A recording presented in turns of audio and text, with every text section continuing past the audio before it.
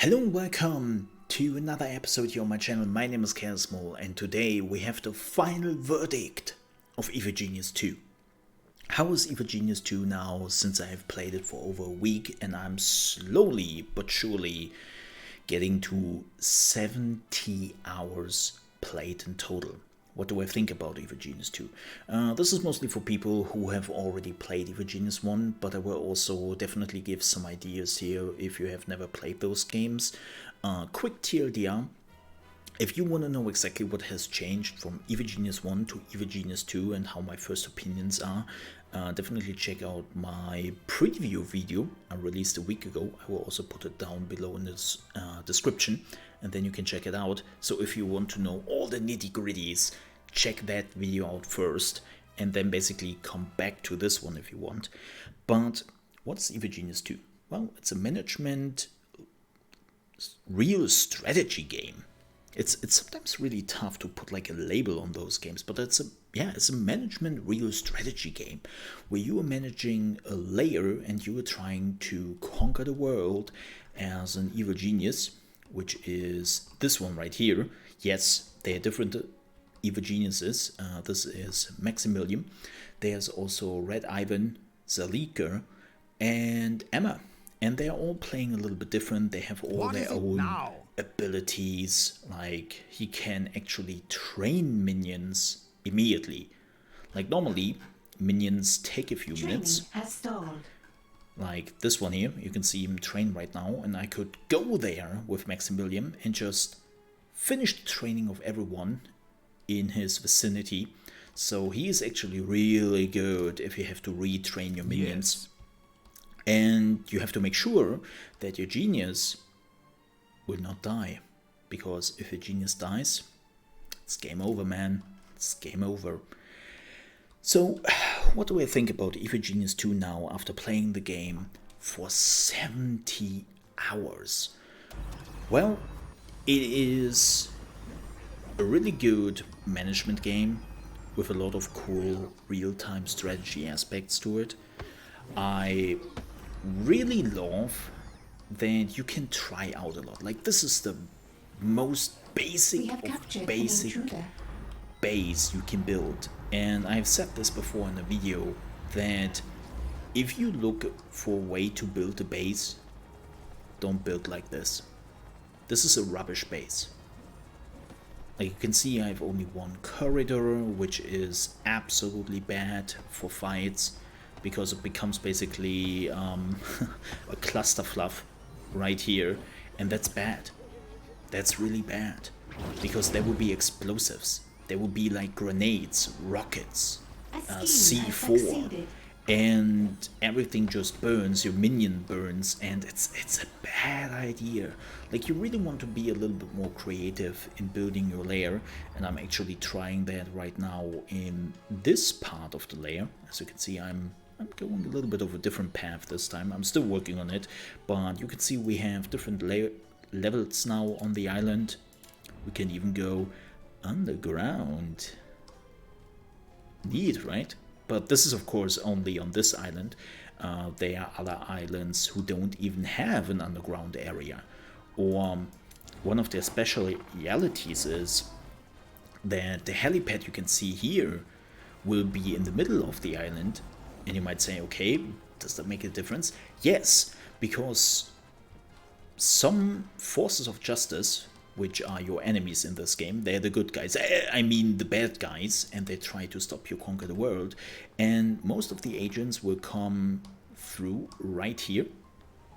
They will come with a ship, and then they will go through the casino right here, which is your front, and you try to make this look like a legitimate business. And you try to keep them occupied in the casino. And some agents will land here on the beach, and they will go this way, and then they will come up here and they will go through the helipad. And as you can see, I really have like traps here. I don't even have a camera right now there. So this is the perfect way to attack. And on the other map, which I already talked about, the helipad is in the middle of the island, and they cannot come through that part. So you're actually secured. But they don't have an underground area. So the difference between the maps and the difference between the evil geniuses An intruder has is escaped captivity. there, but it doesn't make a huge difference. The big difference between the evil geniuses is the main mission in the game. Because the main objective is completely different between the evil geniuses. Like after the first mission, all those evil geniuses will deviate and they will look for their own main objective, which is cool. And if you enjoy Evil Genius 2, it definitely warrants multiple playthroughs. But it is not like a huge playstyle difference. Like I have played Maximilian, I have played Sleeker, and a lot of things you were doing is very similar to each other. Like it never feels like it's a completely different game. Like you still need all the rooms, you still need all the minions, and then it comes more down to details. Like good old Maximilian here has more money and he can also create more minions. That's his strength. And the Leaker is really good in pushing science and research. So she's pretty big in that, and if you want to push your research tree, you can see right here, she's like the right person for that. But does that make the huge big difference? Personally, I say no, but it's still different enough to let you try out new things. And I think that's the most important thing here. Because in the first game, we all know it, when you have played the first one, the difference between the evil geniuses was basically just cosmetics. And that's it. So there's an actual difference now here. But how does it play? I have really a lot of fun trying out like to build a really evil base with a lot of traps. Actually building trap combinations. You can see a trap combination by the way here. I built a giant fan and also a little freeze ray. So what the giant fan will do, people will basically push back into the freeze ray, then the giant fan is pushing them even further back, they are stunned, and then they're becoming goulash in a laser wall. And that's pretty cool to watch and very efficient. So like finding out cool ways on taking out agents just with traps is a really interesting way to do. So you really like to watch the carnage unfolding sometimes. And let me do escorting the prisoner here. By the way, you can also escort the prisoner to the traps if you so desire, and the traps will do the rest. Keep in mind this is a comical game, like they are not trying to be super dark, there is no blood splatters or anything. They're still trying to be a little bit on the lighter humor here. I know that some people are not too happy about it because Evil Genius 1 still had a lot of heavier humor to it, but I personally don't mind, right? I don't mind that they are just having this light humor and that robot doesn't even care what happens to him. So it's all a little bit comical and comedical, and I'm okay with that.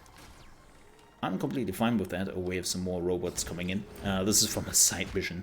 I'm trying to recruit a special henchman, which is really good take with this thing apart robots, as you can see here right now.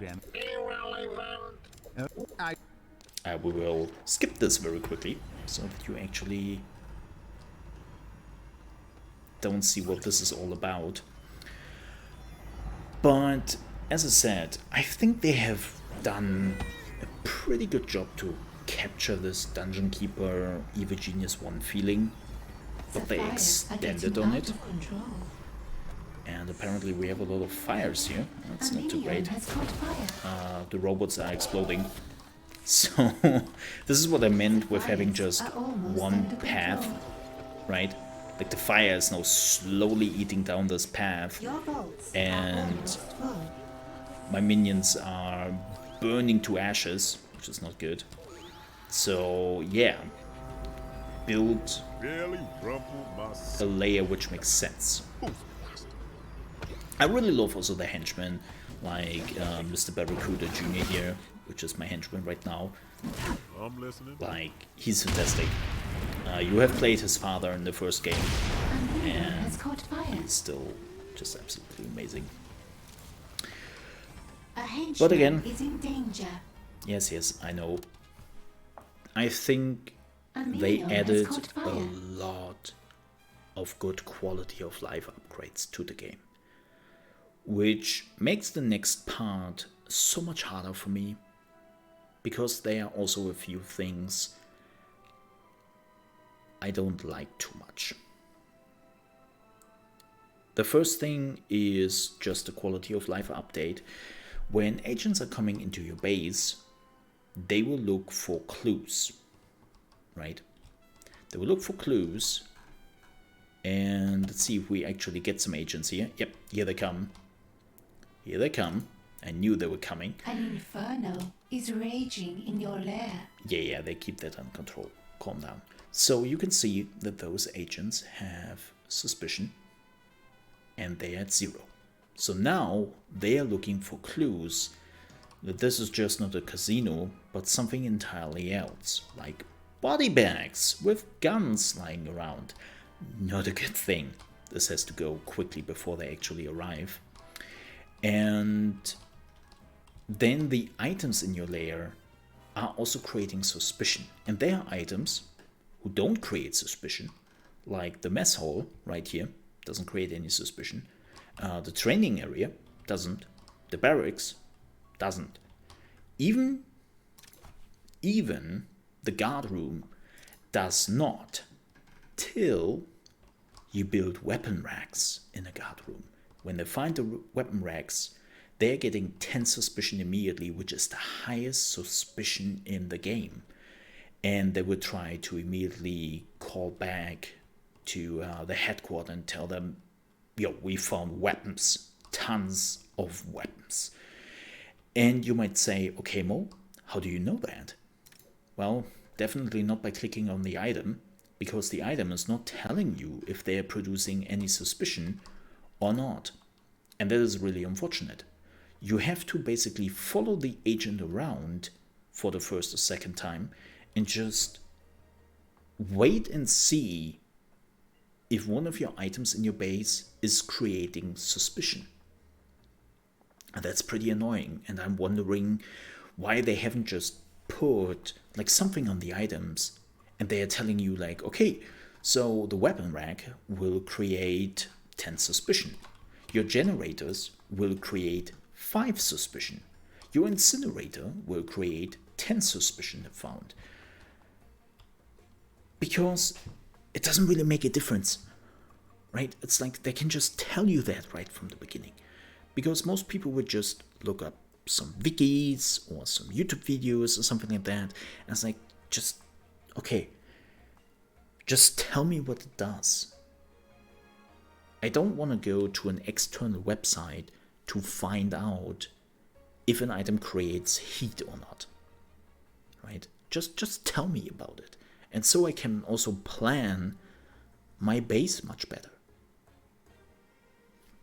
So that's something I think they really should put into the game. And I hope they do, because I think it's a small change.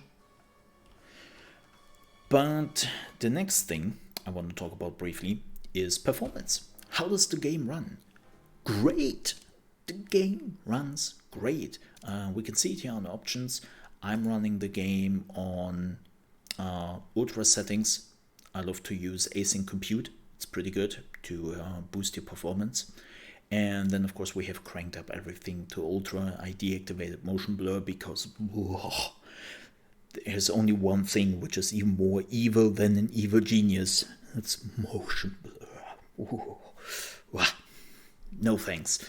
deactivated that, but everything else is cranked up. And it runs great. I'm running this game on 200 to 300 FPS right now. And I have a beefy PC. With a Ryzen 7 2700, a GeForce 2080 Super, 32GB of RAM, NVMe 2, and it's a good PC. But you know, when I get those high numbers, that probably means that people with slower PCs will actually have a pretty good chance to run this game on good graphics and around 60 FPS without big issues. They even offer you, if you want to run this game on Vulkan or DirectX 12, it's pretty good. And yeah, from a technological aspect, they did a great job. There were some issues with it last week, but since they had the day 1 patch coming out on Friday last week, all those issues were gone. So I had some small lags here and there, but again, completely gone now, which is fantastic. But there is again one thing I really do not like, and I think I have to talk about it, and that is this game is using Denuvo anti-piracy protection. And my stance on Denuvo is it is so useless.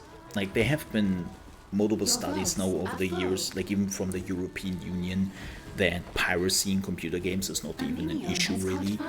And Denuvo is banking on the fears of those companies and just making money out of fear for a problem which is not even a problem.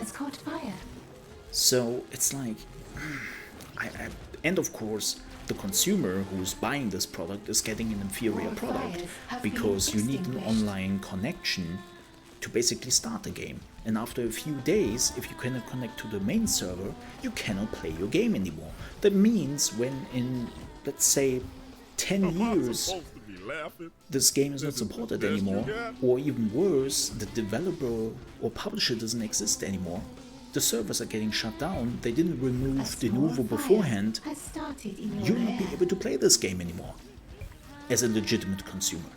And it's like, why are you doing this to the customer? Why? Why are you punishing them for a problem which is not even a problem? And I've said it before, like, I absolutely dismay Denuvo. I have to clearly say it. Now, does it stop me from playing the game? No. But it is something I have to mention, because I know that there are some people who have a problem with it and who will not touch a game when they hear that there's Denuvo in it, and I can understand those. So it is unfortunately in here, even though I'm pretty sure it's not needed. Now, how is it with bugs?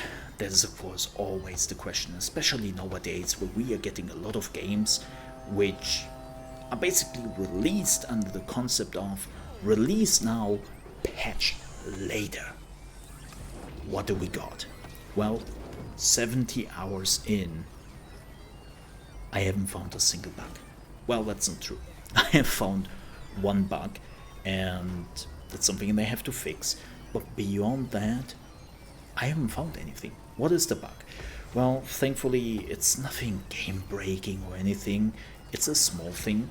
So sometimes your minions try to go through a door, and they do it from a weird angle. Like, they are running to the door, and then they stand a little bit more sideways on the door, and the scanner is in the middle. So the scanner starts, your minion starts here, the scanner doesn't catch them, and the door doesn't open. And it's like, oh my god, there is a fight behind this door. Open this door, you have to help your friends. Or your colleagues, or whatever you want to call them, your evildoers. And it happens, not always, complete. but especially when there is like a lot of minions in one particular area and they are all trying to get through the door. They're getting pushed to the side, And then, as I said, like the scanner is unfortunately not like catching them. So yeah,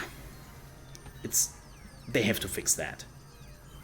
They can see right here it works, but sometimes if they are standing in a weird angle, it doesn't work, and then you have that issue.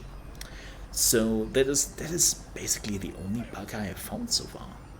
Like there isn't really a single bug besides that I have found after 70 hours of play, and that's fantastic. So, question is, what is my final verdict with EVGenius 2? I love it. It's a fantastic game. I think the changes they made to the game is fine for me. I know that some people will see it differently, that some things they don't like. I love the graphics, I love the humor, I love the base building, and as somebody who has played EVGenius 1 religiously, especially as a teen, I think this is just an improvement through and through, and they have still kept the spirit of the first game. Has been triggered. As I said, I know some people will see that a little bit differently. They wanted maybe a more faithful recreation of the first one, and I respect that. For me, this is great. Like, there are still some improvements. Like, some people have already said they would love to change the colors of the rooms, which, even though I have to say, it makes it easier to see things from up here, right? I can just determine from up here that this is the mess hall by just looking at the colors, or that this is like my commando room, right? So it makes it easier to determine what you are looking at from a higher perspective here, from the top view. And I can see that there is still some improvements they can make, but so far this fits really good. Like, there are not a lot of problems I have with this game at all. So that's rare. Now, some people might say, but Mo, you're an EVGenius fan. Of course you don't see problems. Well, I have really tried to look at this game from a not EVGenius 1 fan perspective. And as I said, there wasn't a lot I didn't like either. So I think they actually did a really, really good job. Like, we talked about the heat. That's something I want to see. With the doors they have to fix, because that's a weird occurrence sometimes.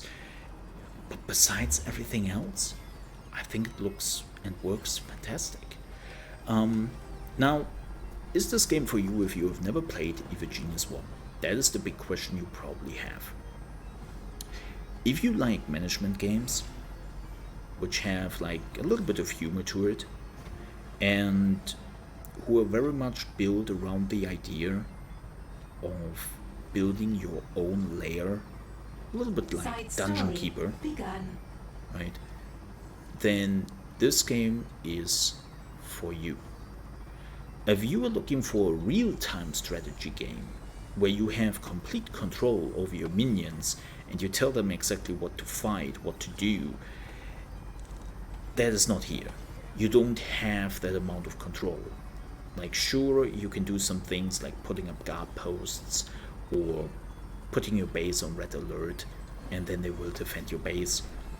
You can do that, but you cannot just click on a minion like this guard here and tell them to do things. Like, you don't have that control. You can do that with your henchmen. Like, if you really need like control about a minion, it's your henchman, which you can boss around and say, okay, get over here. But those are the only characters, and they are not that many henchmen. Like, you don't have 40 henchmen or something. So keep that in mind. It's more a management game with a lot of building aspects to it, where you have to build your traps and where you then try to conquer the world through the world map, and you are following that campaign. If you enjoy these type of games, you get what you see. Like, you get a management building sim with a lot of humor, and well, you can play the evil antagonist for the first time. I mean, protagonist. Of course, we are the good guys.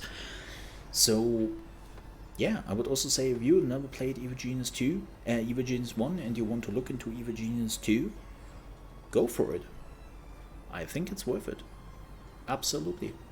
You don't have to play the first one. Like, totally not. The stories are a little bit linked, Your vaults are almost full. but there are only a few things which you will miss out. So it's not too bad. Like, again, you don't have to play Evil Genius 1 to have your fun in Evil Genius 2. And if you have played Evil Genius 1, then you will get a lot of moments, a lot of cutscenes where they're introducing like certain agents or certain characters, or something happens where as an Evil Genius 1 player you will say, oh my god, that's fantastic that they put this in here. But it's more like nods and Easter eggs and not really a full fleshed out campaign which is following in the footsteps of the first game. A trap has been triggered. So, my verdict to Evil Genius 2, you love management and simulation games a little bit. Well, more like management, let's not call it a Your simulation vaults game. are full. That's the wrong one. But if you are a fan of management games with a little bit of humor, and where you build your own layer and your own base and try to just conquer the world, which is still relatively unique as a gameplay idea, Evil Genius 2 is the right game for you.